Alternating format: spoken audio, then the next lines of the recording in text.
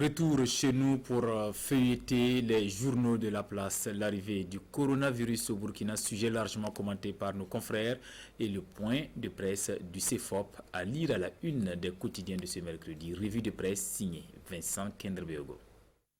Le point de presse de l'opposition politique fait la une de plusieurs journaux ce matin avec comme principal sujet de préoccupation le massacre de Barga et de Dingila. C'est le mauvais traitement de l'affaire de Yirigou qui a fait le lit d'autres massacres, déclare le CEFOP à la une de l'Express du Faso.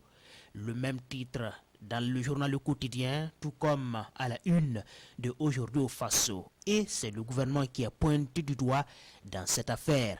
Le gouvernement est coupable d'avoir laissé faire, d'avoir assuré l'impunité des différents auteurs et d'avoir abandonné les populations aux mains des terroristes, accuse Carlos Toué du MCR, cité par Aujourd'hui au Faso. Carlos Toué qui a animé ce point de presse aux côtés de Diamdola Diko de l'UPC et pour le compte du CEFOP.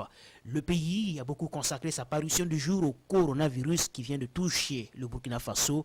Vite, des mesures fortes et drastiques, écrit le journal. L'arrivée du redoutable virus est une très mauvaise nouvelle. Même s'il n'y a pas lieu de céder à la panique, il ne faudrait pas non plus minimiser le problème au risque d'être rapidement débordé. Et le pays de suggérer des congés anticipés dans les établissements scolaires comme une des mesures de prévention qui ne serait pas superflue.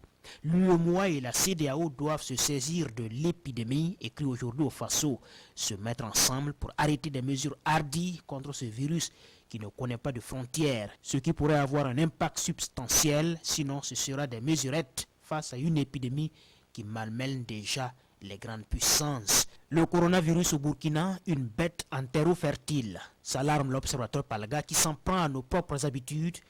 L'Obs met en garde contre le comportement sans fout la mort, incompatible avec la conduite à tenir face à la maladie.